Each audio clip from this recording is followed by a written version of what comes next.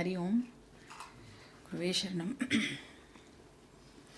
ओम सदाशिवसमारम्भां शङ्कराचार्यमध्यमाम् अस्मदाचार्यपर्यन्तां वन्दे गुरुपरम्पराम्।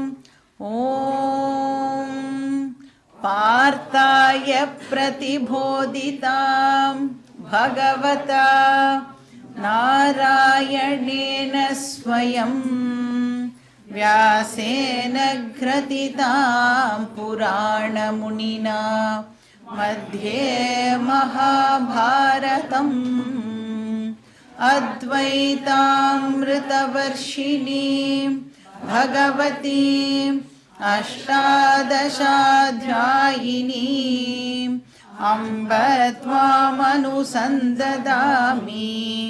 भगवद्गीते भवद्वेषिणीं वसुदेवसुतं देवं कंसचाणूरमर्दनं देवकी परमानन्दं कृष्णं वन्दे जगद्गुरुं मूकं करोति वाचालं पङ्गुं लङ्घयते गिरिं यत्कृपातमहं वन्दे परमानन्दमाधवम्। ॐ सहना भवतु सहनौ भुनक्तु सह वीर्यं करवावहै तेजस्विनावधीतमस्तु मा विद्विषावहै। ॐ शान्ति शान्ति शान्तिः। हरिः ॐ श्री गुरुभ्यो नमः। हरिः ॐ।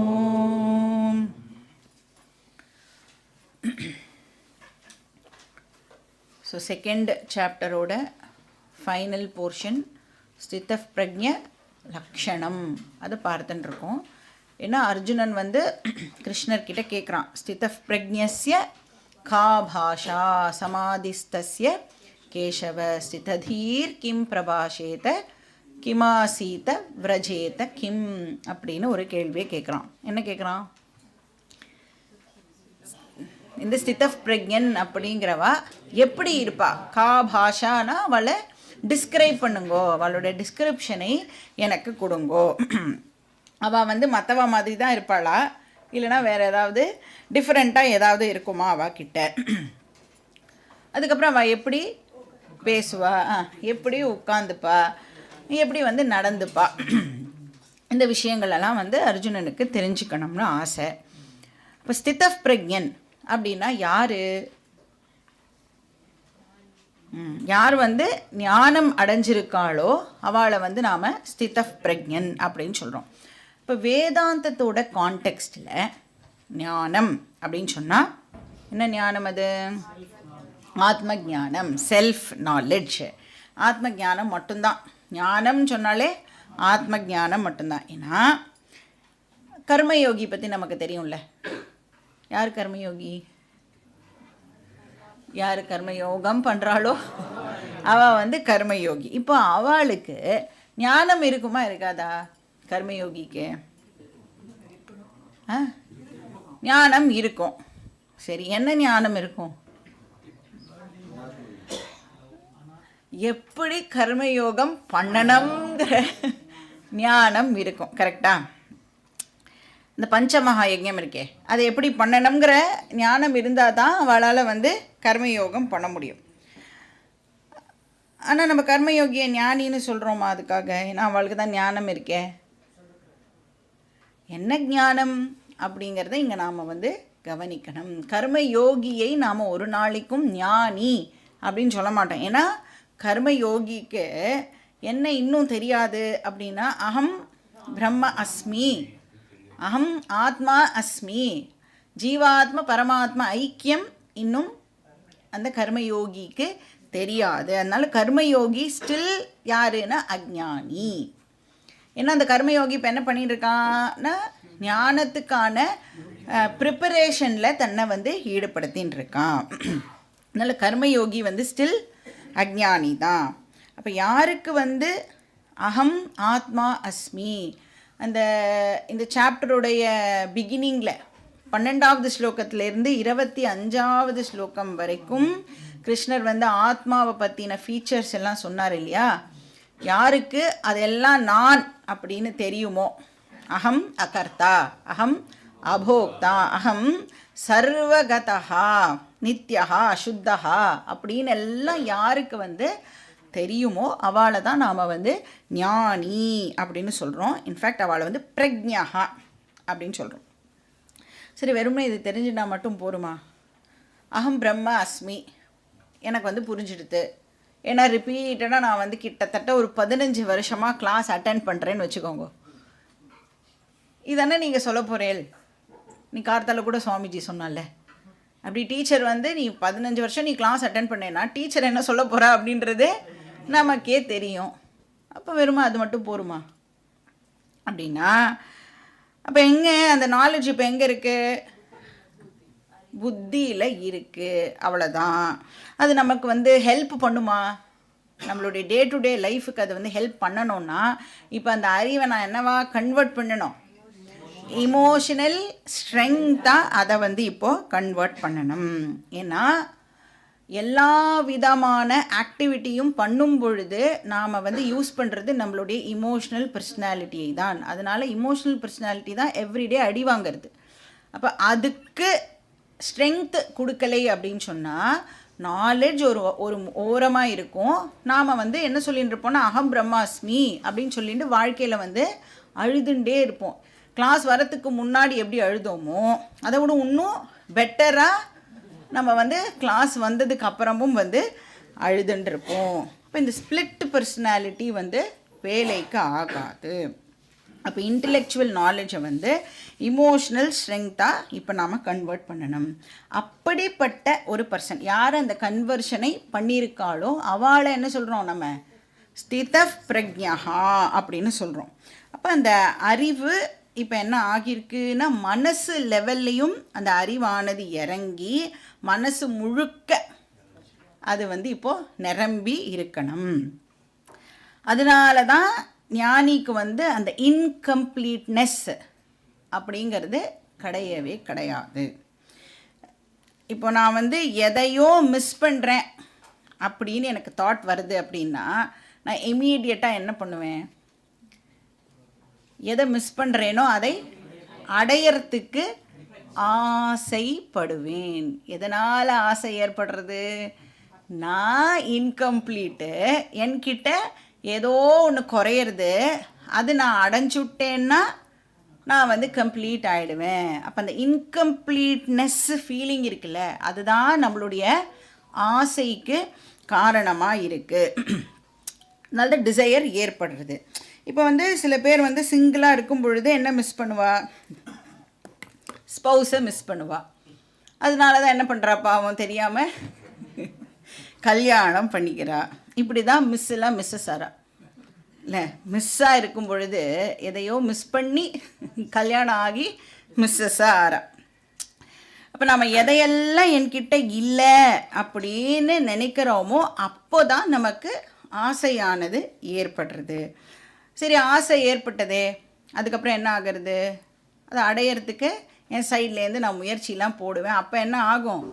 எல்லா விதமான ப்ராப்ளம்ஸ்லேயும் நான் வந்து மாட்டிக்கிறேன். சரி, நான் ஆசைப்பட்டதை எவ்ரி டைம் என்னால் அடைய முடியுமா அப்படின்னா அங்கே தான் நம்மளுக்கு சக்ஸஸும் ஏற்படுறது, ஃபெயிலியரும் வந்து ஏற்படுறது. ஆனால் ஸ்தித பிரக்ஞனுடைய கேஸில் என்ன ஆகிறது? ஸ்தித பிரக்ஞன் எதையுமே மிஸ் பண்ணுறது இல்லை. அதனால் ஸ்தித பிரக்ஞனுடைய நேச்சுரல் ட்ரீட்டே என்ன அப்படின்னா பார்த்தோம் நம்ம. ஆத்மன் ஏவ ஆத்மனா துஷ்டா பிரஜஹாதி யதா காமான் சர்வான் பார்த்த மனோகதான் ஆத்மன் ஏவ ஆத்மனா துஷ்டா. அப்போ ஒரு ஸ்தித பிரக்ஞனுடைய லக்ஷணத்தை சொல்லும் பொழுது ஃபஸ்ட்டு டெஃபினிஷனே கிருஷ்ணர் என்ன கொடுக்குறாருன்னா ஆத்மன் ஏவ ஆத்மனா துஷ்டா.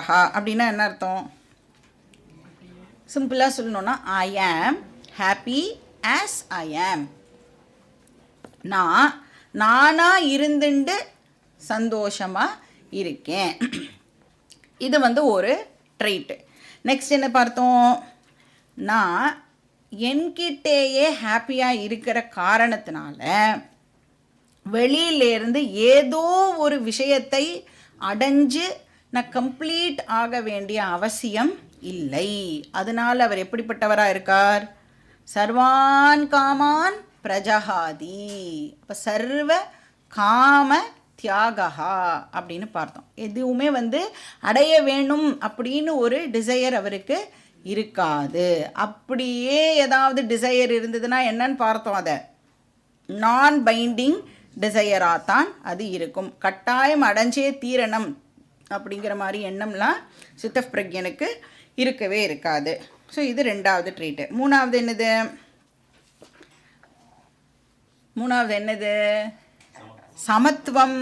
Very good. துக்கேஷ்வனுத் விக்னமனாஹா சுகேஷு விகதஸ்பிருஹா. அப்போ லைஃப்பில் வந்து ஃபேவரபிள் சுச்சுவேஷனும் வரும், அன்ஃபேவரபிள் சுச்சுவேஷனும் வரும். எது வந்தாலும் அந்த ஸ்தித பிரக்ஞன் என்ன பண்ணுவான்? பேலன்ஸை மெயின்டைன் பண்ணுவான். நாலாவது என்னது? வீத ராகஹா. ராகஹா இருக்காது. ராகஹா இருக்காது அப்படின்னா அதை ஒரே வார்த்தையிலே சான்ஸ்கிரிட்டில் சொல்லணும்னா ராகஹா இருக்காது. அதை வந்து ஒரே வார்த்தையில் சொல்லணும்னா விராகஹா. முன்னாடி ஒரு வி போட்டுட்டேன்னா என்ன ஆகும்? ராகஹா இல்லை அப்படின்னு அர்த்தம் ஆகிடும். விராகஹாக்கு இன்னொரு பேர் என்னது? வைராகியம். வைராகியம்ங்கிறது எங்கே நம்ம கேட்டிருக்கோம்? சாதன சதுஷ்டய சம்பத்தியில் எத்தனாவது குவாலிஃபிகேஷனாக இதை படிக்கிறோம்? நம்ம ரெண்டாவது குவாலிஃபிகேஷனாக படிக்கிறோம் இல்லையா? அப்போ அந்த ஸ்தித பிரக்ஞனுக்கு என்ன இருக்காது? ராகஹா இருக்காது. ஸோ விராகஹா அப்படின்னா என்ன அர்த்தம்? எது மேலேயும் இமோஷனல் டிபெண்டன்ஸ் இருக்காது அப்படின்னு அர்த்தம். இப்போ வந்து எது மேலேயும் இமோஷனல் டிபெண்டன்ஸ் இல்லை அப்படின்னு சொன்னால் எனக்கு என்ன இருக்காது? பயம் என்கிட்ட இருக்காது. ஏன்னா அது வந்து என்னை விட்டு போயிடுமோ அப்படிங்கிற பயம்லாம் இப்போ வந்து எனக்கு இருக்கவே இருக்காது. நான் எதையாவது டிபெண்ட் பண்ணிட்டு இருந்தால் தான் எனக்கு பயம் இருக்கும். அது என்கிட்டயே நான் வந்து வச்சுட்டு இருக்கணும் அப்படின்னு. அதனால இப்போ அவர் வந்து விராகஹாவாக இருக்கிறதுனால அவருக்கு பயமும் இருக்காது. அப்போ ஞானி அப்படிங்கிற பர்சன் எந்த நேரத்துலையும் எதை வேணும்னாலும் லூஸ் பண்ணுறதுக்கு தன்னை தயார் நிலையில் ஆல் த டைம் வச்சுட்டுருக்கார். இந்த டிசாஸ்டர் மேனேஜ்மெண்ட் டீம்லாம் இருக்குல்ல, நீங்கள் வந்து கேள்விப்பட்டிருக்கீங்கள, அவளாம் எப்படி இருப்பான்னா எப்பயுமே தயார் நிலையில் இருப்பாள். ஏன்னா எங்கே எப்போ டிசாஸ்டர் ஏற்படும்னே தெரியாது. அவளுக்கு நியூஸ் போயிட்டு 2 நாள் கழிச்சு அவள் வந்தான்னா யூஸே ஆகாது இல்லையா? அதனால் ஆல் த டைம் அவள் வந்து ப்ரிப்பேர்டு ஸ்டேட்லேயே இருப்பான். அந்த மாதிரி ஞானி ஆல் த டைம் தன்கிட்டே இருந்து எதை வேணும்னாலும் இழக்கிறதுக்கு தயாராக இருப்பார். அதுதான் அவருடைய மென்டல் ஸ்ட்ரென்த். அப்போ வீதராகா, அப்புறம் அபயம், பயம் இன்மை. அப்புறம் என்ன லாஸ்ட் ட்ரேட் என்னது? வீதராக பய குரோதா. அப்போ இமோஷ்னல் டிபெண்டன்ஸ் இல்லாததுனாலையும் பயம் இல்லாததுனாலையும் இப்போ ஞானிக்கு கோபமும் இல்லாமல் இருக்கும். கோபம் அப்படிங்கிறது ஆக்சுவலாக என்னது? காம ஏஷ குரோத ஏஷ ரஜோகுண சமுத்பவஹா படிச்சிருக்கோம்ல. ஆசையுடைய அந்த டிபியில் வந்து இந்த பக்கம் வந்து ஆசைனா அந்த பக்கம் கோபம் அப்படின்னு பார்த்தோம்ல. ஆசையுடைய இன்னொரு வடிவமுக்கு பேர் கோபம். அப்போது ஆசை வந்து நான் இன்கம்ப்ளீட்டாக ஃபீல் பண்ணுறேன், அதனால எனக்கு ஆசை உருவாகிறது. இந்த ஆசை உருவாகும் போதே என்னவும் உருவாகிறது அப்படின்னா கோபமும் இப்போ பொட்டென்ஷியல் ஃபார்மில், வெளி தோற்றத்திற்கு வராத ஃபார்மில் மனசில் கோபமும் அப்படியே உருவாகிறது. அப்போ என்ன ஆகும்? எனக்கு ஆசைப்பட்டது வந்து கிடைக்கலை அப்படின்னா அந்த பொட்டென்ஷியல் ஃபார்மில் இருக்கிற கோபம் இப்போது வெளியில் எக்ஸ்ப்ரெஸ் ஆகும். யாரால் அந்த ஆசை வந்து நிறைவேறாமல் போச்சுன்னு நாம் கண்ணுக்கு முன்னாடி யார் இருக்காளோ அவள் மேலே நாம் வந்து கோவத்தை காட்டுறோம். இப்போ யாராவது நம்மளுக்கு ஹெல்ப்ஃபுல்லாக இருக்கான்னு வச்சுக்கோங்க, அவளை நமக்கு ரொம்ப பிடிக்கும். ஏன்னா அவள் வந்து நம்மளுக்கு ரொம்ப ஹெல்ப்ஃபுல்லாக இருக்கான் அண்ட் அவளை நாம் வந்து டிபெண்ட் பண்ணிட்டு இருக்கோம் இல்லை. இப்போ திடீர்னு அவள் வந்து இனிமே என்னால் வந்து உங்களுக்கு ஹெல்ப் பண்ண முடியும்னு தோணலை, நான் வந்து கிளம்புறேன் அப்படின்னு சொன்னால் எப்படி இருக்கும்? நமக்கு எவ்வளோ கோவம் வரும். அப்போது இந்த அட்டாச்மெண்ட், ஏன்னா அவன் மேலே நாம் டிபெண்டன்சியை வளர்த்துன்றதுனால இப்போ ஆக்சுவலாக என்ன பண்ண ட்ரை பண்ணுறோன்னா அந்த பர்சனுக்கு ஃப்ரீடம் கொடுக்கறதுக்கு நாம் வந்து தயாராக இல்லை. ஏன்னா நான் என்ன நினைக்கிறேன், அந்த பர்சன் என்னை டிபெண்ட் பண்ணியே ஆல் த டைம் இருக்கணும் அப்படின்னு நான் நினைக்கிறேன். ஸோ ஆசை இருந்ததுன்னா நேச்சுரலாக வந்து கோபமும் இருக்கும். ஆனால் ஞானிக்கு இது எதுவும் இருக்காது. இப்போது யாராவது உங்கள் வீட்லேயே, இப்போ நீங்கள் எங்கேயோ ஊருக்கெலாம் போயிட்டேன்னு வச்சுக்கோங்களேன், ஒரு வாரம் 10 நாள் வீட்டில் இல்லை. இப்போ நீங்கள் ஊர்லேருந்து வந்த உடனே அவள்லாம் என்ன சொல்லணும்னு எதிர்பார்த்துட்டே வருவேள். நீ இல்லாமல் மேனேஜ் பண்ணுறது ரொம்ப கஷ்டமாயிடுது, எப்படி தான் நீ இதெல்லாம் பார்த்துட்டியோன்னு சொல்லணும்னு தானே எதிர்பார்ப்போம். இப்போ சப்போஸ் அவள் வந்து அப்பா நீ இல்லை, எல்லாமே நீ இல்லைன்றதே தெரியாமல் நாங்கள் வந்து பயங்கரமாக மேனேஜ் பண்ணுறோம் அப்படின்னு சொன்னால் ஒத்துக்க முடியுமா நம்மளால்? ரொம்ப கோபமாக வரும் இல்லையா? ஏன் அப்படின்னா நாம் வந்து அட்டாச்மெண்ட் வச்சுட்டு இருக்கோம். யார் மேலே அட்டாச்மெண்ட் வச்சுட்டு இருக்கோமோ அவள் நம்மளையே டிபெண்ட் பண்ணி இருக்கணுங்கிற எக்ஸ்பெக்டேஷனும் நமக்கு கூடவே இருக்குது. பட் ஞானி இதிலேருந்து எல்லாம் ஃப்ரீ ஆனவர். அதனால்தான் வீத ராக பய குரோதா. அப்புறம் என்ன பார்த்தோம்? எஸ் சர்வத்ரானபி ஸ்னேகா தத்தத் பிராப்பிய சுபாசுபம் நாபிநந்ததி நத்வேஷ்டி தஸ்ய பிரக்ஞா பிரதிஷ்டிதா. அப்போ ஃபேவரபிள் சிச்சுவேஷன்னா அவர் அப்படியே தன்னை மறந்து அதுலேயே மூழ்கி போயிடுவாரானா அப்படியும் ஆக மாட்டார். சரி, அன்ஃபேவரபிள் சிச்சுவேஷனாக அப்படியே தலையில் கையை வச்சுட்டு கீழே உட்காந்துட்டுருவாரானா அப்படியும் துவண்டு போக மாட்டார். அப்படின்னா அவர் எல்லாத்துலேயும் வந்து ஒரு பேலன்ஸை கடைப்பிடிப்பார். இப்போ இந்த என்ன அண்டர்ஸ்டாண்டிங்கோட இந்த ஞானி வந்து லைஃப்பை லீட் பண்ணுவார் அப்படின்னா, இப்போ ஏதோ நமக்கு வந்து சந்தோஷம் கொடுக்குற மாதிரியான ஒரு ஈவெண்ட் நடந்துடுது அப்படின்னா அந்த ஈவெண்ட்டை எப்படி பார்ப்பார்னா, இந்த சந்தோஷம் அனித்தியம். ஏன்னா அது ஒரு டைமில் நடக்கிற ஒரு விஷயம்.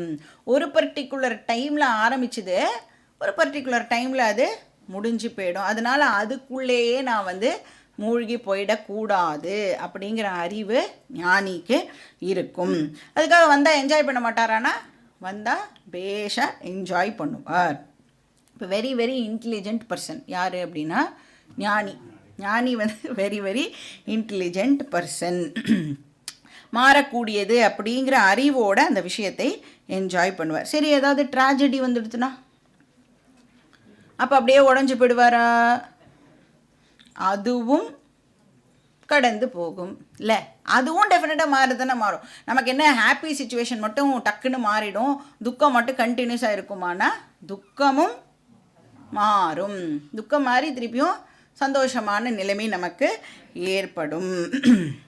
இந்த எனக்கு மட்டும் இப்படிலாம் நடக்கிறது, வாழ்வே மாயம், இந்த மாதிரிலாம் வந்து புலம்புவாரா அப்படின்னா அந்த மாதிரிலாம் ஞானி புலம்ப மாட்டார். அப்படின்னா யார் அப்படிலாம் புலம்புறாளோ அவள்லாம் யார்? அஞ்ஞானி. அப்போது அந்த மாதிரிலாம் ரொம்ப கஷ்டமான நிலைமை நமக்கு வரும்போது நம்ம என்ன சொல்கிறோம்? பேசாமல் எல்லாத்தையும் விட்டுட்டு எங்கேயாவது ஆசிரமத்துக்கு எங்கேயா கிளம்பி போயிடலாமா அப்படின்னு எப்போ தோணும் நம்மளுக்கு? அந்த நேரத்துக்கு மட்டும் தோணும். கொஞ்சம் நேரத்துலேயே வந்து அதெல்லாம் வந்து நாம் மறந்து போயிடுவோம். அதனால் எப்போவுமே வந்து இந்த லைஃபே வந்து ரொம்ப மீனிங்லெஸ்ஸாக இருக்குது, இவ இல்லாமல் என்னால் இருக்க முடியாது, அந்த மாதிரி எல்லாம் எண்ணங்கள் வந்தால் அதையெல்லாம் நாம் வந்து ட்ராப் பண்ணுறதுக்கு ட்ரை பண்ணணும். இப்போ இந்த நிறைய பேர் வந்து இந்த முட்டாள்தனமான முடிவெல்லாம் கூட எடுப்பாள், இவாள்லாம் என்னால் இருக்கவே முடியாது, அந்த மாதிரியெல்லாம் நாம் வந்து யோசிக்கவே கூடாது. எப்போ யோசிக்காமல் இருக்க முடியும்? இந்த ஞானம் வந்துடுது அப்படின்னு சொன்னால், எல்லாத்த பற்றின அறிவும் நமக்கு கிடச்சிடுது அப்படின்னு சொன்னால் நம்மளுடைய இன்டெலெக்டும் வந்து கரெக்டான விஷயங்கள் பற்றியே வந்து சிந்திக்க ஆரம்பிக்கும். ஸோ ஞானி வந்து எந்த சுச்சுவேஷனாக இருந்தாலும் அதை சமமாக பார்ப்பார். இது வரைக்கும் நாம் லாஸ்ட் கிளாஸில் பார்த்தது. இப்போ வந்து ஸ்லோகா நம்பர் 58, பேஜ் நம்பர் என்னது, 54-55. யதா சம்ஹரதே சாயம் கூர்மோங்கானீவ சர்வஷः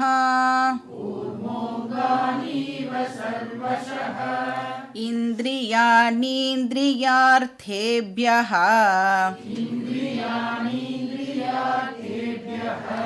தஸ்ய பிரக்ஞா பிரதிஷ்டிதா.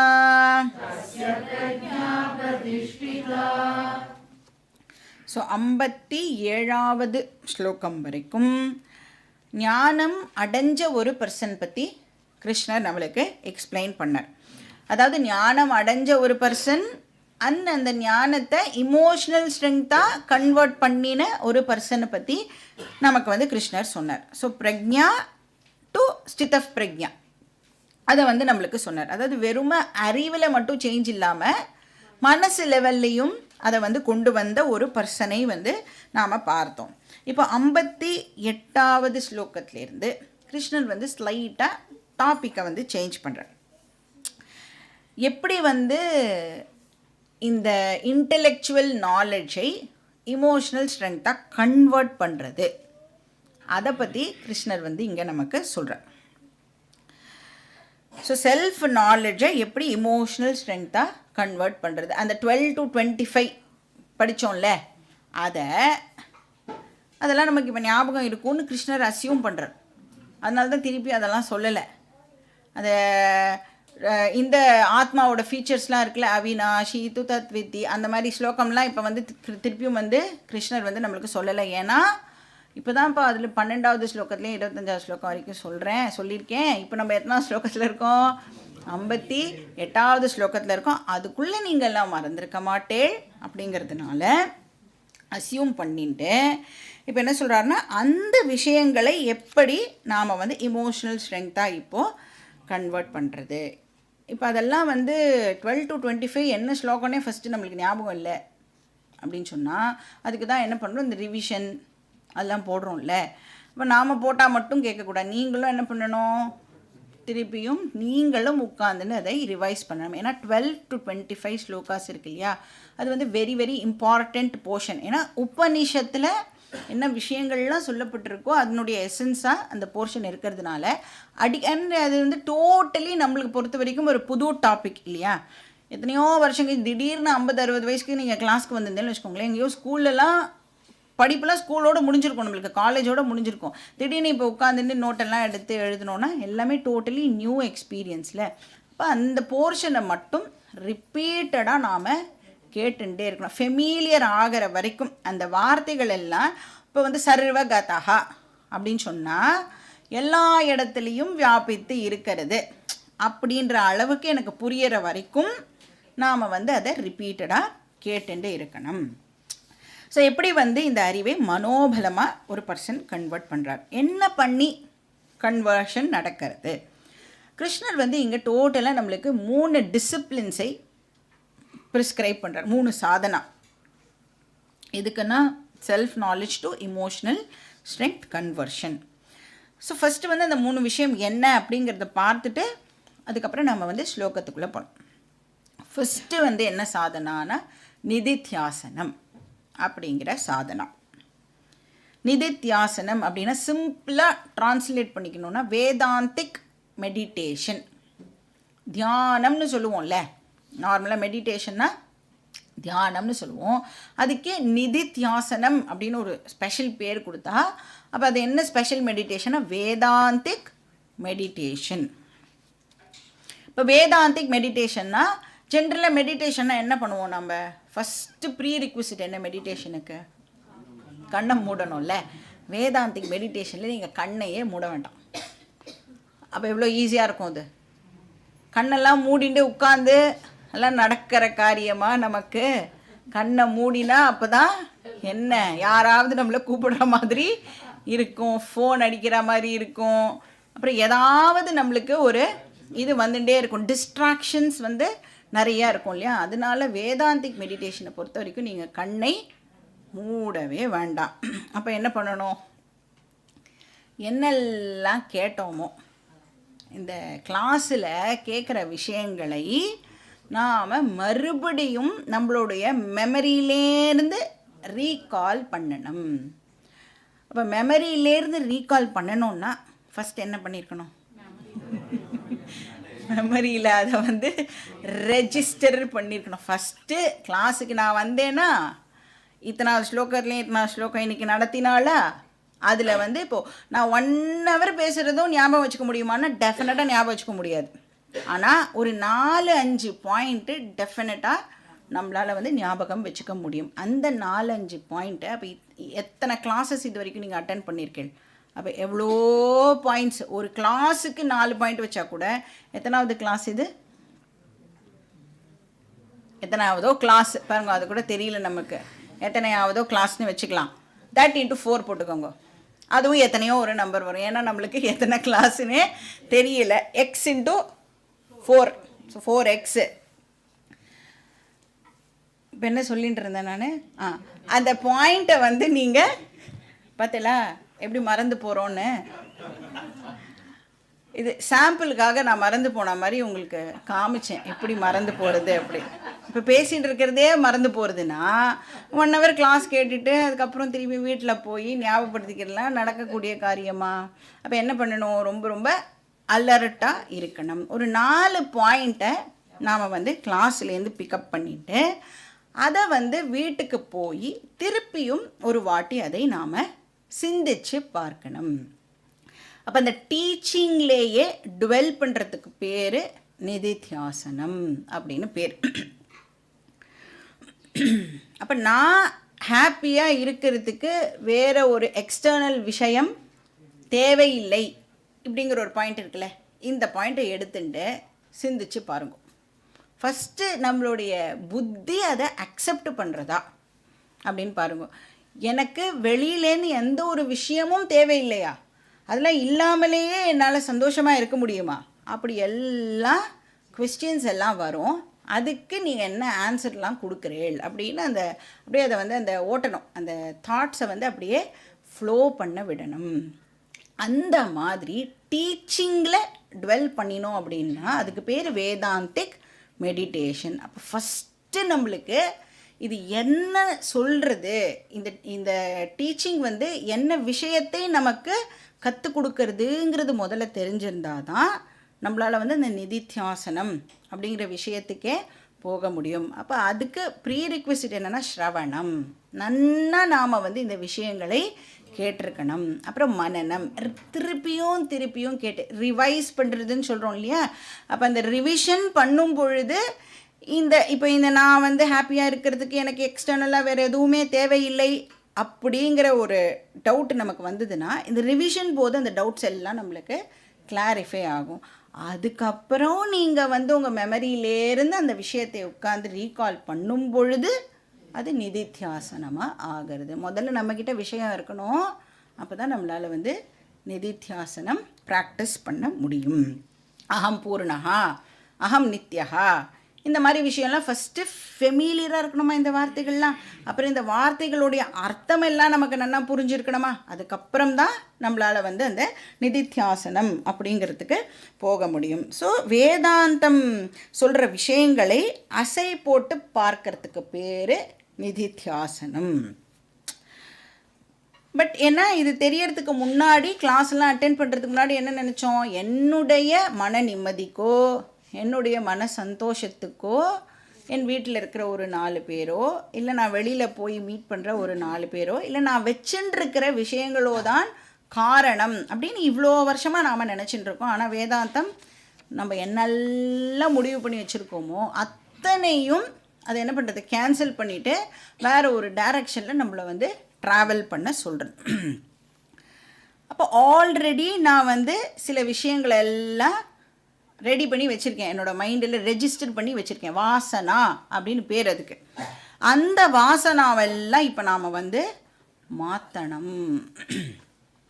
அந்த வாசனாவை பிரேக் பண்ணுறதுக்கு என்ன பண்ணலான்னா நிறைய விஷயங்கள்லாம் இருக்குது. இந்த நிதித்தியாசனம் வந்து அதுக்கு தான் மெயினாக கொடுக்கப்படுற ஒரு சாதனா. இப்போ நீங்கள் என்ன பண்ணலான்னா கொஞ்ச நேரம் தனியாக இருக்கிறதுக்கு ட்ரை பண்ணணும்.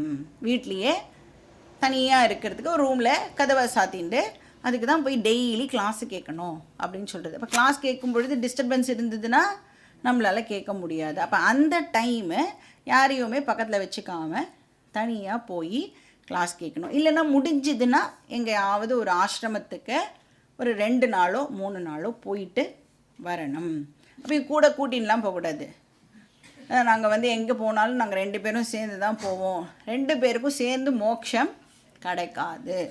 தனித்தனியாக தான் எல்லாருக்கும் ஒருத்தர் ஒரு இண்டிவிஜுவல் இல்லையா? அதனால் இண்டிவிஜுவல் மோட்சம் தான். குரூப்பாக மோட்சம் கிடைக்குமான குரூப்பாக வந்து மோட்சம் கிடைக்காது.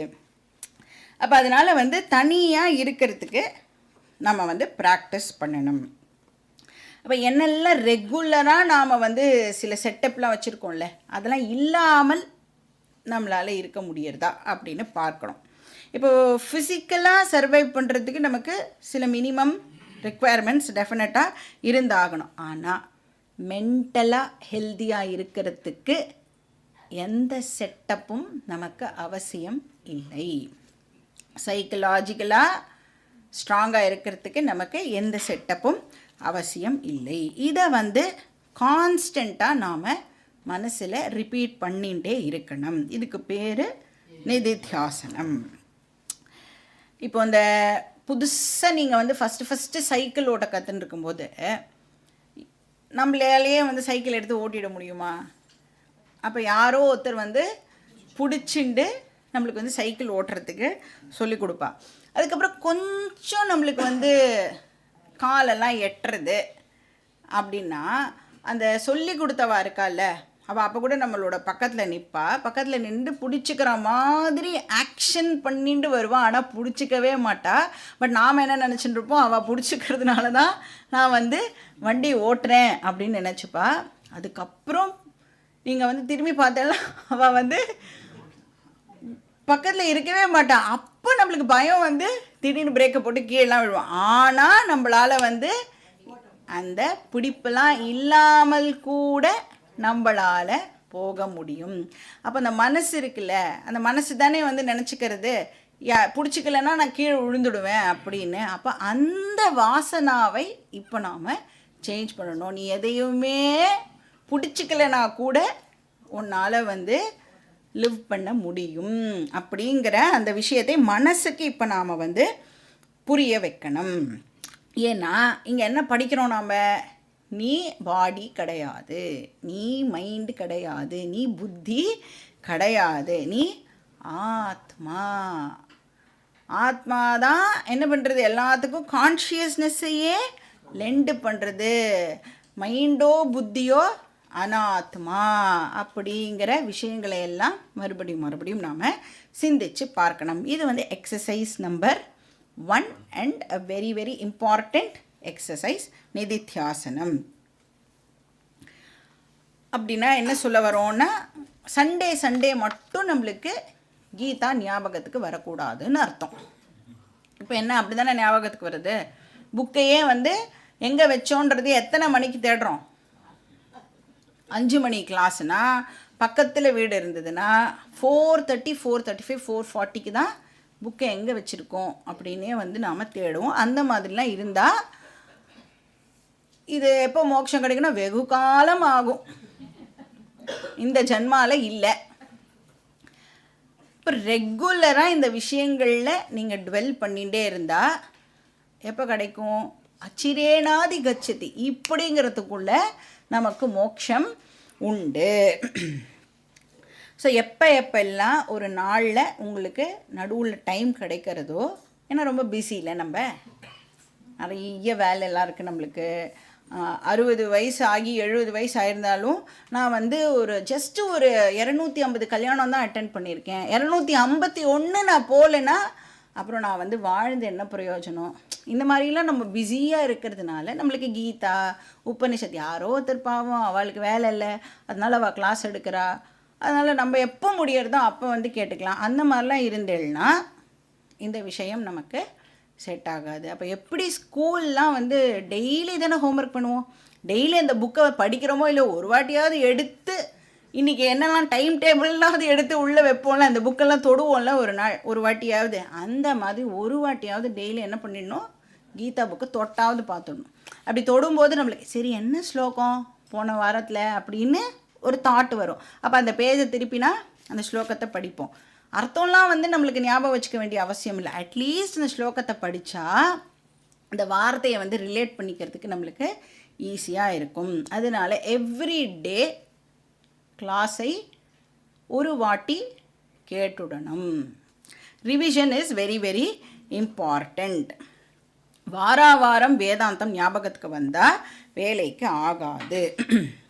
ஸோ இப்படி வந்து நிதித்தியாசனம் பண்ணுறதுக்குன்னே நிறைய ஸ்லோகங்கள்லாம் வந்து வேதாந்தத்தில் இருக்குது. அதில் வந்து ஒன்று வந்து என்னென்னா நிர்வாண ஷட்கம் அப்படின்னு ஆதிசங்கரர் பண்ணியிருக்கார். மனோபுத்தி அகங்கார சித்தானி நாகம், நான் வந்து அகங்காரா கிடையாது, நான் சித்தம் இல்லை, நான் மனசு இல்லை, இப்படின்னு எல்லாம் நாமளே ரிப்பீட் பண்ணுறதுக்கு நிறைய ஸ்லோகங்கள்லாம் இருக்குது. நான் வந்து சிதானந்த ரூப சிவோகம் சிவோகம், இந்த மாதிரிலாம் நிறைய ஸ்லோகங்கள் இருக்குது. அதெல்லாம் நாம் வந்து ஃப்ரீயாக இருக்கும் பொழுது யோசித்து பார்க்கலாம். இப்போ இந்த டீச்சிங்கை பற்றி சிந்திக்கலாம். அதுக்கு பேர் நிதித்தியாசனம். இன்னும் 2 எக்ஸசைஸ் சொல்கிறார். என்னென்னா, ரெண்டாவது வந்து இந்திரிய நிகிரகா. இந்திரிய நிகிரகம்க்கு என்ன பேர்? இந்திரிய நிகிரகம்க்கு என்ன பேர்? தத்துவபோதத்தில் படிச்சிருக்கோம் நம்ம. தமக்கஹ பாஹ்யேந்திரிய சக்ஷுராதி பாஹ்யேந்திரிய நிகிரகா அப்படின்னு படிச்சிருக்கோம். ஸோ இந்திரிய நிகிரகம்னா என்ன, டிரான்ஸ்லேட் பண்ணால் என்ன அர்த்தம் அதுக்கு? இந்திரிய நிகிரகம்னா, இந்திரியம்னா ஃபஸ்ட் என்னது? Sense organs.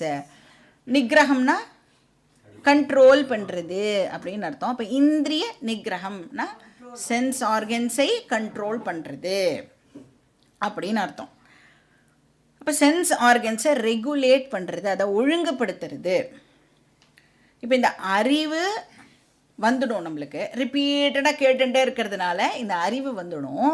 ஆனால் இந்த அறிவை இப்போ நாம் ஸ்திரமாக ஆக்கணும் அப்படின்னு சொன்னால் அதுக்கு என்ன தேவைப்படுறதுன்னா, நம்மளுடைய இந்திரியங்களை நாம் வந்து இப்போது ரெகுலேட் பண்ணணும். அப்படின்னா இந்த அறிவு வந்து இமோஷ்னல் ஸ்ட்ரென்த்தாக கன்வெர்ட் ஆகிற வரைக்கும் நம்ம மனசில் வந்து வயலண்ட் டிஸ்டர்பன்சஸ்லாம் இல்லாமல் நாம் வந்து பார்த்துக்கணும். இல்லைன்னா என்னாகும், ஸ்திரமாக ஆகவே ஆகாது. இப்போ எப்படி இருக்குன்னா, இந்த ஞானம் இப்போ எப்படி அப்படின்னா ஒரு குட்டி செடி மாதிரி இந்த அறிவு வந்துடுது நம்மளுக்கு. ஆனால் எப்படி இருக்குன்னா குட்டி செடி மாதிரி இருக்குது. இப்போ இந்த குட்டி செடியை வந்து வெளியில் இருக்கிற எந்த இதுவும் வந்து மாடோ இதுவோ ஆடோ சாப்பிடக்கூடாதுன்னா என்ன பண்ணணும்? அந்த வேலிலாம் போடணும்ல, அந்த வேலி தான் இப்போ இந்திரிய நிகிரகம். அப்படின்னா என்ன அர்த்தம்? சென்ஸ் ஆர்கன்ஸை அங்கெல்லாம் சுத்த விடக்கூடாது.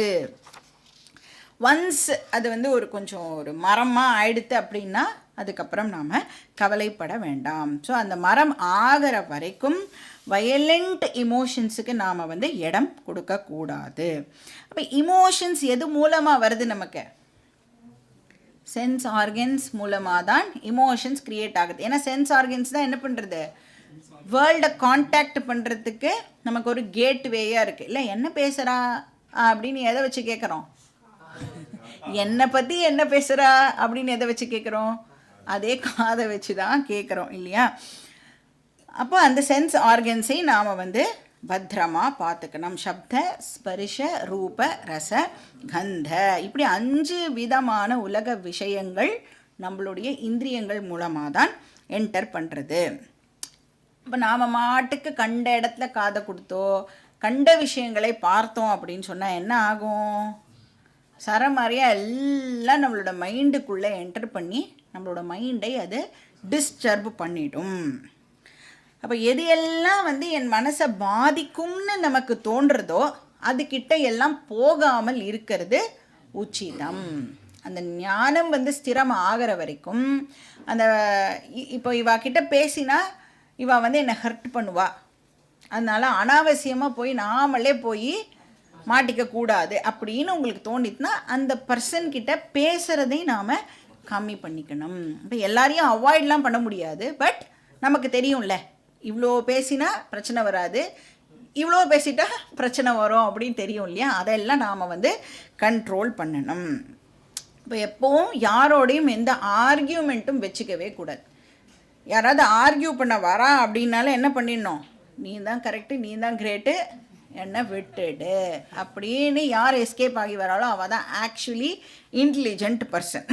ஏன்னா சில பேர் வந்து ஒன்றுமே இல்லாத விஷயத்துக்கு கூட பெருசாக ஆர்கியூ பண்ணுவாள். ஏன்னா ஆர்கியூமெண்ட்டில் என்ன ஆகிறது அப்படின்னா, இப்போ ஏதோ பேசுகிறோன்னு வச்சுக்கோங்களேன், என்ன விஷயத்தை கம்யூனிகேட் பண்ணணும் அப்படிங்கிறதே மிஸ் பண்ணிட்டோ இவன் என்ன சொல்லுவா, அதுக்கு நான் என்ன கவுண்டர் கொடுக்கறது, அப்புறம் அவள் எப்படி யோசிப்பா, நீ என்ன சொல்ல போகிற, அதுக்கு நான் என்ன கவுண்டர் கொடுக்கறது. அப்போது ஆர்கியூமெண்ட் வந்து ஆக்சுவலாக நம்ம பேசினோம் அப்படின்னு சொன்னால் அது வந்து ரெண்டு பேருக்குமே உபயோகமான ஒரு நாலேஜ் பரிமாற்றமாக இருக்கணும்ல.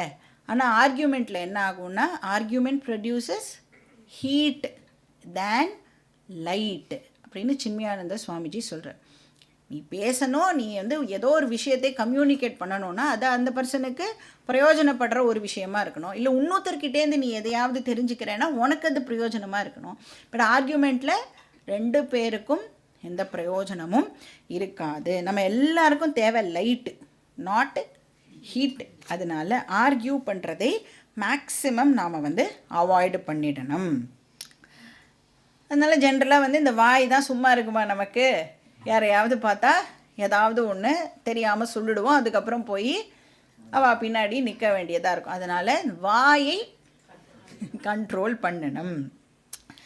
அப்புறம் மூணாவது எக்ஸசைஸ் வந்து என்னது, இந்திரிய நிகிரகம்னா ஆப்வியஸாக என்னவும் இருக்கும், மனோ நிகிரகம்.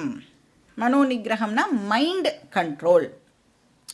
மனசில் உற்பத்தி ஆகிற எண்ணங்களை இப்போ நாம் வந்து ரெகுலேட் பண்ணணும். இப்போ வந்து ஆர்கியூமெண்ட்டு நடக்கிறதா இருந்தது, சரியா, ஆர்கியூமெண்ட் வரா மாதிரி இருந்தது. இப்போ தானே நீங்கள் வந்து இந்திரிய நிகிரகம்னு சொன்னேன், ஆர்கியூலாம் பண்ணக்கூடாதுன்னு சொன்னேன் இல்லையா. அதனால் நான் என்ன பண்ணிட்டேன், இன்டெலிஜென்ட்டாக வந்து ஆர்கியூ பண்ணாமல் எழுந்து வந்துவிட்டேன். சரி, அதுக்கப்புறம் என்ன பண்ணேன், அதையே பற்றி யோசிச்சுட்டு இருந்தேன் அப்படின்னா அதுவும் வேஸ்ட்டு. ஆர்கியூ பண்ணாமல் எழுந்து வந்தாச்சு ஓகே, ஆனால் அதை பற்றியே யாராவது திருப்பி திருப்பி யோசிச்சுட்டு இருப்பாளோ, எவ்வளோ டைம் வேஸ்ட்டு, எவ்வளோ எஃபர்ட் வேஸ்ட் அதுக்கு. அதனால அந்த விஷயங்களை மறுபடியும் ரீப்ளே பண்ணி பார்க்கக்கூடாது. இப்போ வந்து ஃபார் எக்ஸாம்பிள் ஒருத்தர் வந்து உங்களை இடியட்டுன்னு திட்டான்னு வச்சுக்கோங்களேன், திட்டுறா இடியட் அப்படின்னு, அப்போ கூட நம்மளுக்கு ஆக்சுவலாக கோவமே வராது. ஏன்னா ரெஜிஸ்டர் ஆகிறதுக்கு கூட சரி ஏதோ சொல்கிறா அப்படின்னு தான் இருக்கும். எப்போ கோபம் வரும், ரீப்ளே பண்ணி பார்க்கும் பொழுது தான், அதுவும் இவன் என்ன இடியட்டுன்னு திட்டானா, இடியட்டுன்னு திட்டினது தப்பு தான், ஆனால் நாம் என்ன பண்ணுவோம், அப்போ கூட இந்த பர்சன் எப்படி என்னை இடியட்டுன்னு திட்டலாம் அப்படின்னு அவளை பற்றி திருப்பியும் யோசிக்க தான் அது வந்து நம்மளுக்கு பெரிய பிரச்சனையை ஏற்படுத்துறது. அப்போ ஒரே செகண்டில் எந்த ஒரு ஈவெண்ட் வேணும்னாலும் நமக்கு வயலண்ட் இமோஷன்ஸை க்ரியேட் பண்ணிட முடியும். இப்போ நம்மளோட லைஃப்பில் நடக்கிற ட்ராஜிக் இன்சிடெண்ட் கூட என்னது, முதல்ல எப்படி ஒரு விஷயத்தை வந்து நாம் ரிசீவ் பண்ணுறோம் அப்படின்னா ஃபஸ்ட்டு அதை வந்து ஒரு இன்ஃபர்மேஷனாக தான் நம்ம ரிசீவ் பண்ணுறோம். ஏன்னா புத்தி என்ன பண்ணுறதுன்னா காக்னிட்டிவாக தான் அந்த விஷயத்தை வந்து உள்வாங்கிறது. அதுக்கப்புறம் அந்த மனசு இருக்குது பாருங்க, அந்த இன்ஃபர்மேஷனை ரிசீவ் பண்ணினதுக்கு அப்புறம் அந்த மனசு என்ன பண்ணுறது, மறுபடியும் அதை சிந்திச்சு அதை வந்து ஒரு பவர்ஃபுல் இமோஷனாக அந்த மனசு வந்து அதை கன்வெர்ட் பண்ணுறது. அப்போ கோபம், ஃப்ரஸ்ட்ரேஷன், டிப்ரெஷன் இதெல்லாம் வந்து மனசு தான் திருப்பி அதை யோசித்து பார்த்து க்ரியேட் பண்ணுறது. அப்போ ஒரே ஒரு தாட் வந்து என்றைக்குமே இமோஷன் ஆகாது. ஃபஸ்ட்டு வாட்டி வர தாட்டு உங்களுக்கு எந்த விதமான இமோஷனையும் க்ரியேட் பண்ணாது. பட் அந்த தாட்டையே நீங்கள் மறுபடியும் ஓட்டிகிட்டே இருந்தேன்னா அது விதவிதமான இமோஷன்ஸாக உங்களுக்கு க்ரியேட் ஆகிறது. அப்போ நாம் வந்து அந்த தாட்டை எப்படி ஹேண்டில் பண்ணுறோம் அப்படிங்கிறது வெரி வெரி இம்பார்ட்டண்ட். அப்போ அந்த மாதிரி வேண்டாத ஒரு தாட் வந்ததுன்னா இம்மீடியட்டாக இப்போ நம்மளுக்கு கை வந்த ஒரு ராம ஜபம் இருக்குது. எல்லாரும் வந்து இப்போது ராமநாமத்தை வந்து சொல்லிட்டு இருக்கோம் இல்லையா? அது மாதிரி வேண்டாத தாட் வந்ததுன்னா இம்மீடியட்டாக என்ன பண்ணணும், அது போகிறதுக்கு ராமநாமத்தை வந்து நாம் சொல்ல ஆரம்பிச்சோம். இப்போ அந்த ஜபம் நீங்கள் பண்ண ஆரம்பிச்சிட்டு அப்படின்னு சொன்னால் வேண்டாத வந்ததில் ஒரு தாட் அது ஆட்டோமேட்டிக்காக அப்படியே போயிடும். இப்போ நீங்கள் எத்தனை வாட்டி ராமநாமம் சொல்லலாம், அப்போலாம் என்ன அர்த்தம், வேண்டாத தாட் அவ்வளோ வாட்டி வந்திருக்கு அப்படின்னு நாம் வந்து அண்டர்ஸ்டாண்ட் பண்ணிக்கலாம். ஸோ இந்த மாதிரி வந்து மனோ நிகிரகம் இஸ் வெரி வெரி இம்பார்ட்டண்ட். நம்ம வந்து படிச்சிருக்கோம் தாட் டிஸ்பிளேஸ்மெண்ட் ஸ்கில் அப்படின்னு அதை ஞாபகம் வச்சுக்கலாம். டிடிஎஸ் அப்படின்னு அதை சொல்லுவோம். வேதாந்தாவில் டிடிஎஸ்னால் தாட் டிஸ்பிளேஸ்மெண்ட் ஸ்கில்.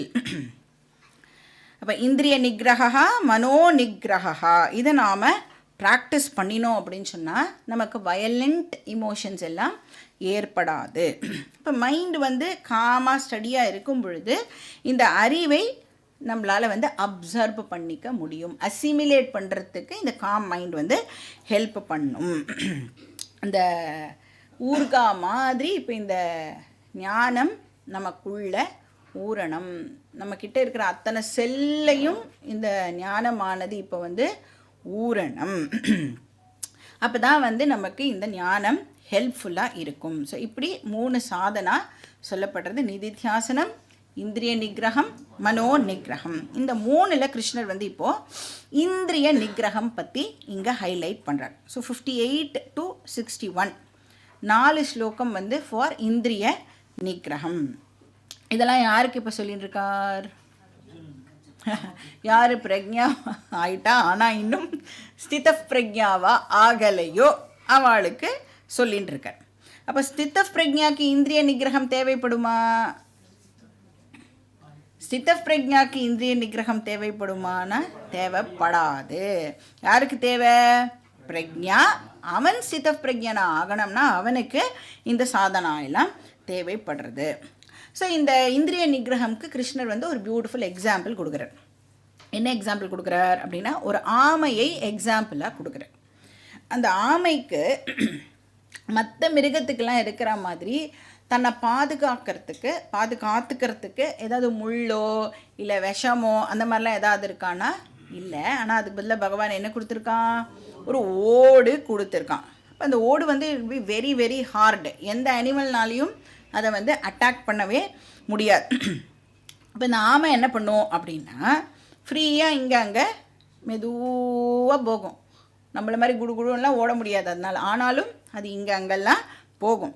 பட் அதுக்கு ஏதாவது டேஞ்சர் வருது அப்படின்னு அது சென்ஸ் பண்ணிடுதுன்னா என்ன பண்ணும்? இப்போ அது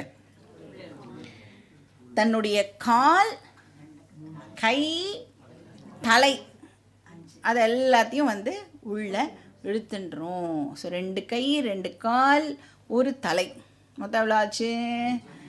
நம்மக்கிட்ட அந்த மாதிரி 5 என்ன இருக்குது? Sense organs. அப்போ கிருஷ்ணர் என்ன சொல்ல வரார்? 5 சென்ஸ் ஆர்கன்ஸையும் நீனு ரெகுலேட் பண்ணு, கண்ட்ரோல் பண்ணு அப்படின்னு சொல்கிறார். எப்படி அந்த ஆமை தனக்கு ஏதாவது டேஞ்சர் வருதுன்னு சென்ஸ் பண்ண உடனே 5ஐயும் உள்ளே இழுத்துன்றதோ அந்த மாதிரி உனக்கும் இது ஏதாவது பிரச்சனை கொடுக்க போகிறது, உன் மனசை வந்து அதை பாதிக்க போகிறது அப்படின்னு தெரிஞ்சு கொடுத்தனா இம்மீடியட்டாக நீனு சென்ஸ் ஆர்கன்ஸை கண்ட்ரோல் பண்ணு அப்படின்னு சொல்கிறார். அப்போ இந்த வேர்ல்டில் வந்து நாம் வந்து ஃப்ரீயாக எல்லா விஷயங்களும் பண்ணிகிட்டுருக்கோம், டிரான்சாக்ட் பண்ணிகிட்டுருக்கோம். பட் ஏதாவது ஒரு சூழ்நிலையில் இந்த ராக, துவேஷ, காம, குரோத இது மாதிரி ஏதாவது வந்து உனக்கு ஜாஸ்தி ஆகிற மாதிரி தெரிஞ்சுதுன்னா, ஏன்னா எனி இமோஷன், எனி டிரான்சாக்ஷன் நம்மளுக்கு வந்து எதையாவது ப்ரொமோட் பண்ணலாம் இல்லையா?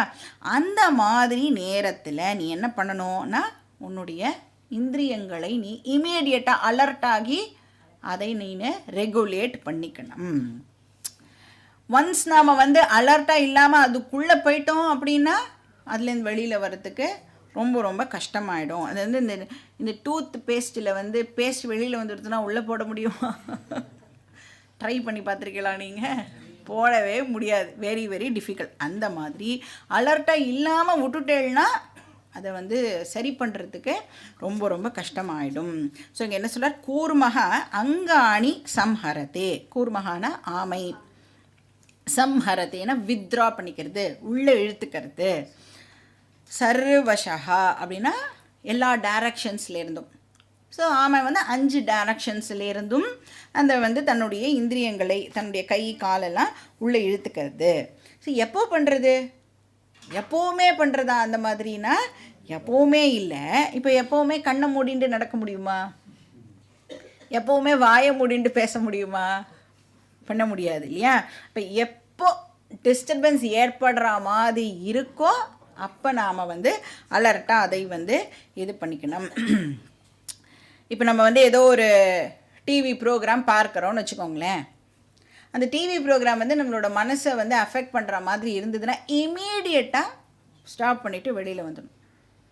இல்லை பார்க்கலாம், என்ன தான் ஆறுதுன்னு பார்க்கலாம் அப்படின்னு விட்டு பார்த்தேன்னா அது மனசை வந்து பாதித்து ஒரு 2-3 days அந்த விஷயத்துலேருந்து வெளியில் வரத்துக்கு உங்களுக்கு ரொம்ப ரொம்ப கஷ்டமாக இருக்கும். அதனால் எப்போ அது வந்து டெஃபினட்டாக நம்மளோட மனசு சிக்னல் கொடுக்கும், இது வந்து நம்மளை அஃபெக்ட் பண்ண போகிறது அப்படின்னு தெரிஞ்ச உடனே நாம் வந்து அதிலேருந்து வெளியில் வந்துடணும். எப்படி கூர்மகா வித்ரா பண்ணுறதோ அது மாதிரி இந்திரியா நீந்திரியார் தேபியகா, இந்திரிய அர்த்தேபியகா. அப்போ இந்திரியங்களை, அர்த்தகானா அந்த வேர்ல்டுலி ஆப்ஜெக்ட்ஸ்னு அர்த்தம், இந்திரியங்களை இந்திரிய விஷயங்கள்லேருந்து இந்த பர்சன் இப்போ வந்து ரெகுலேட் பண்ணணும், வித்ரா பண்ணிக்கணும். எந்த ஒரு கெட்ட விஷயத்துக்கும் ஃபஸ்ட்டு தடவை நோ சொல்கிறது ரொம்ப ரொம்ப ஈஸி. முதல்லையே இது எனக்கு வேண்டாம் அப்படின்னு சொல்கிறது ரொம்ப ரொம்ப ஈஸி. ஏன்னா அந்த ஃபஸ்ட்டு வாட்டி நோ எப்படி சொல்கிறேன்னா என்னுடைய வில்லிலேருந்து, அவுட் ஆஃப் மை ஸ்ட்ரென்த் அது எனக்கு வேண்டான்னு சொல்கிறேன். பட் ஃபஸ்ட்டு வாட்டி சொல்ல விட்டுட்டேன், ஒரு வாட்டி அது வந்து எனக்கு ப்ராக்டிஸ் ஆகிடுது, 2வது வாட்டி ஆகிடுது, 3வது வாட்டி ஆகிடுது, இந்த அடிக்ஷன் ஆகிடுது அப்படின்னு சொன்னால் அதுலேருந்து வெளியில் வர்றது ரொம்ப ரொம்ப டிஃபிகல்ட். இப்போ நம்ம எல்லாருக்குமே என்ன அடிக்ஷன் இருக்க, ஃபோன், வாட்ஸ்ஆப், ரீல்ஸ், ஷார்ட்ஸ், அந்த அடிக்ஷன்லாம் இருக்குல்ல. ஃபஸ்ட்டு வாட்டியே அது வந்து நம்மளுக்கு ஒத்து வராது. இது வந்து நம்மளை அடிக்ட் பண்ணுற மாதிரி இருக்குன்னு நம்ம தெரிஞ்சுட்டு வெளியில் வந்துட்டோன்னா ஓகே. இல்லைன்னா இப்போ என்ன பண்ணிகிட்டு இருக்கோம், நெக்ஸ்ட் என்ன வருது அப்படின்னு பார்த்துட்டே போகிறோன்னா அதுலேருந்து வெளியில் வர்றது வந்து ரொம்ப ரொம்ப கஷ்டம். அந்த ராமாயணத்தில் வர வாலி மாதிரி தான் அடிக்ஷன்லாம். முதல் வாட்டியே நோ சொல்லிட்டோன்னா வாலி முன்னாடியே இல்லை நம்மக்கிட்ட, அதனால ஈஸியாக நாம் வின் ஓவர் பண்ணிடலாம். அடிக்ஷன் வந்துடுதுன்னா இப்போ value is equal to addiction அப்படின்னா என்ன ஆகிடும், நான் எவ்வளோ எஃபர்ட் போட்டாலும் வாலி என்ன பண்ணுவான், தனக்கு முன்னாடி இருக்கிறவா வந்து அவகிட்டேருந்து பாதி சக்தியை வாலி வந்து எடுத்துட்டுருவான். இப்போ அடிக்ட் ஆகிட்டோம் அப்படின்னு சொன்னால் நம்மளுடைய வில் பவர்லாம் போகவே போகாது. ஏன்னா பாதி வில் பவர் ஆல்ரெடி அடிக்ஷன் வந்து என்கிட்டேருந்து வாங்கிடுறது. அப்புறம் என்கிட்ட இருக்கிற கொஞ்சோண்டு அந்த பேட்டரியில் இருக்கிற 10% வச்சு நான் வந்து அதோட சண்டை போட்டேன் அப்படின்னு சொன்னால் என்னால் வந்து ஜெயிக்க முடியாது. அதனால் இந்திரிய நிகிரகம் ஃபஸ்ட்டு டைமே வந்து நம்மளுக்கு நோ சொல்கிறதுக்கு தெரியணும். ஸோ யஹ இந்திரியாணி இந்திரியார்த்தேபியா சம்ஹரதே தஸ்ய பிரக்ஞா பிரதிஷ்டிதா பவதி, அவனுடைய ஞானம் ஸ்திரமாகிறது அப்படின்னு சொல்கிறார். அப்போ பிரக்ஞாவோட நாலேஜ் வந்து ஸ்திரமாகிறது அப்படின்னு சொல்கிறார். அடுத்த ஸ்லோகம், ஸ்லோகா நம்பர் 59. விஷயா வினிவர்த்தந்தே நிராஹாரஸ்ய தேஹினஹ ரசவர்ஜம் ரசோப்யஸ்ய பரம் திருஷ்ட்வா நிவர்த்ததே. இப்போ இங்கே என்ன சொல்கிறார் கிருஷ்ணர், எந்த அடிக்ஷனை எடுத்துட்டாலும் அது வந்து 2 விதம் அப்படின்னு சொல்கிறார். ஒன்று வந்து சென்சரி அடிக்ஷன், இன்னொன்று வந்து மென்டல் அடிக்ஷன். இப்போ மென்டல் அடிக்ஷன் தான் ரொம்ப ரொம்ப டீப்பு, அதை ரிமூவ் பண்ணுறது தான் ரொம்ப கஷ்டம். இப்போ வந்து ஒரு பர்சன் இந்திரியத்தை ரெகுலேட் பண்ணிட்டாலும் மென்டலாக அடிக்ட் ஆகியிருந்தா அப்படின்னு சொன்னால் அதுலேருந்து வெளியில் வருது டிஃபிகல்ட் அப்படிங்கிறத இங்கே சொல்கிறார். இப்போ சென்சரி அடிக்ஷனை ரிமூவ் பண்ணினதுக்கு அப்புறமும் ஒரு பர்சன் ரொம்ப ரொம்ப கேர்ஃபுல்லாக இருக்கணும். ஏன்னா மைண்டுக்கு அந்த வீக்னஸ் இருக்கிறதுனால மறுபடியும் மைண்டு வந்து நம்மளை புஷ் பண்ணும். நீ போய் அந்த டிவி ப்ரோக்ராமை பாரேன், இவா கூட பேசேன், இந்த ஃபோனை நம்ம எடுத்து பார்க்கலாமா அப்படின்னு மைண்டு வந்து நம்மளை புஷ் பண்ணிகிட்டே இருக்கும். ஸோ விஷயா வினிவர்த்தந்தே, சென்ஸ் ஆப்ஜெக்ட்ஸை இப்போ அந்த பர்சன் விட்டுட்டு வந்துட்டாலும் விலகி இருக்கார், அதெல்லாம் விட்டுட்டேன் அப்படின்னு சொல்கிறார். ஆனால் அதாவது அதுக்கிட்டேருந்து தன்னை ரினவுன்ஸ் பண்ணிட்டார் அப்படின்னு சொன்னாலும், இப்போது ஒரு விஷயத்தை நான் வந்து ஃபிசிக்கலாக பார்க்கலைனாலும் என்னோடய மைண்டுக்கு என்ன கெப்பாசிட்டி இருக்குது, பார்த்ததை மறுபடியும் ரீப்ளே பண்ணி பார்க்குற கெப்பாசிட்டி மைண்டுக்கு இருக்கிறதுனால என்ன ஆகுறதா, அதை வந்து ரசவர்ஜம் அப்படின்னு சொல்கிறார் இங்கே கிருஷ்ணர். இந்த மென்டல் அடிக்ஷன் இருக்குல்ல, அது வந்து ரசவர்ஜம். ஆல்ரெடி நீ வந்து மைண்டில் அதை ரெஜிஸ்டர் பண்ணி வச்சுட்டுருக்க, அது வந்து கண்டினியூ ஆகும். இப்போ நம்ம வந்து ஆசிரமத்திலேயே போய் உட்கார்ந்துண்டா கூட வீட்டு ஞாபகம் வருமா வராதா? அது பேர் ரசவர்ஜம். இப்போ வந்து சந்நியாசியிலேயே நாம் வந்து பார்த்தோம், 3rd சாப்டர் படிக்கும் பொழுது என்ன பார்த்தோம், ஃபிசிக்கலாக இந்த காவி வேஷ்டி அதெல்லாம் வந்து போட்டுட்டாலும் மனசு வந்து இந்த விஷயங்களெல்லாம் நான் மிஸ் பண்ணுறேன் அப்படின்னு நினச்சிதுன்னா அவள் வந்து சன்னியாசி அப்படின்னே நம்மளால் வந்து சொல்ல முடியாது இல்லையா? அப்போ ஒரு பர்சன் இந்த வேர்ல்டுலேயே இருந்துட்டு மெச்சூரிட்டியோட எந்த ஒரு விஷயத்துக்கும் அடிமை ஆகாமல் இருக்கணும். சரி, அதுக்காக நான் வந்து இப்போது சப்ரெஸ் பண்ணிட்டா, நான் வந்து இது பார்க்க மாட்டேன், இதை கேட்க மாட்டேன், இவாளோட பேச மாட்டேன் அப்படின்னு நான் என்னை சப்ரெஸ் பண்ணிக்கலாமான்னா, சப்ரெஸ் பண்ணுறது இட்ஸ் வெரி வெரி டேஞ்சரஸ். அதுவும் பண்ணக்கூடாது. அப்போ என்ன பண்ணணும், அதுலேருந்து வெளியில் வரணும், நாலேஜோட வெளியில் வரணும். புத்தி ஃபஸ்ட்டு தெரியணும், புத்தி மனசுக்கு அந்த விஷயத்தை சொல்லி அதுலேருந்து வெளியில் வரணும். க்ரோயிங் அவுட் அப்படின்னு சொல்லுவாள்ல, அது மாதிரி அதுலேருந்து நாம் வெளியில் வரணும்.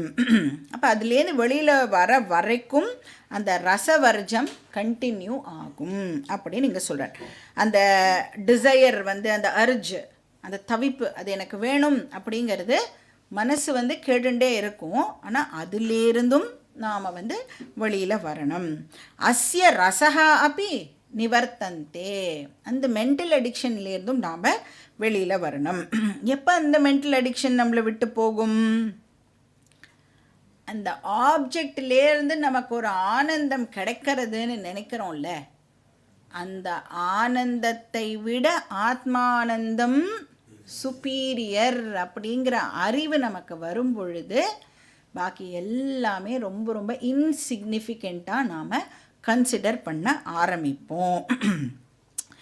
ஸோ அஸ்ய ரசஹா அப்படி நிவர்த்தந்தே அப்படின்னா இங்கே என்ன சொல்கிறார், ஸ்பிரிச்சுவல் ஆனந்தத்தை டிஸ்கவர் பண்ணுற வரைக்கும் இந்த ரசஹா கண்டினியூ ஆகும். பரம் திருஷ்டுவா, பரம்னா இந்த இடத்துல வந்து self knowledge, highest self knowledge, ஆத்ம ஞானத்தை அசிமிலேட் பண்ணினா, திருஷ்டுவான்னா வந்து திருதீகரணம், திருடமாக ஆக்கினதுக்கு அப்புறம் பாக்கி எல்லா சென்ஸ் ப்ளஷர்ஸும் இப்போ எப்படி ஆகிடும்னா இன்சிக்னிஃபிகண்ட்டாக ஆகிடும். முன்னாடி பார்த்தோம் இல்லையா, அந்த நிலத்தடியில் ஜலம் இருக்கும் பொழுது நான் வந்து கார்ப்பரேஷன் வாட்டருக்காக வெயிட் பண்ண மாட்டேன், என்கிட்டேயே அந்த ஹாப்பினஸ் இருக்கும் பொழுது நான் எக்ஸ்டர்னல் விஷயங்களை வந்து டிபெண்ட் பண்ண மாட்டேன்.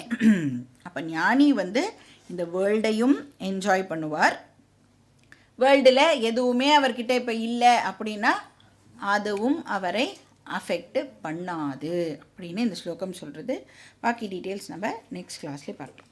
ஓம் பூர்ணமதః பூர்ணமிதம் பூர்ணாத் பூர்ணமுதச்யதே பூர்ணஸ்ய பூர்ணமாதாய பூர்ணமேவாவசிஷ்யதே. ஓம் சாந்தி சாந்தி சாந்தி. हरिः ॐ श्री गुरुभ्यो नमः. हरिः ॐ.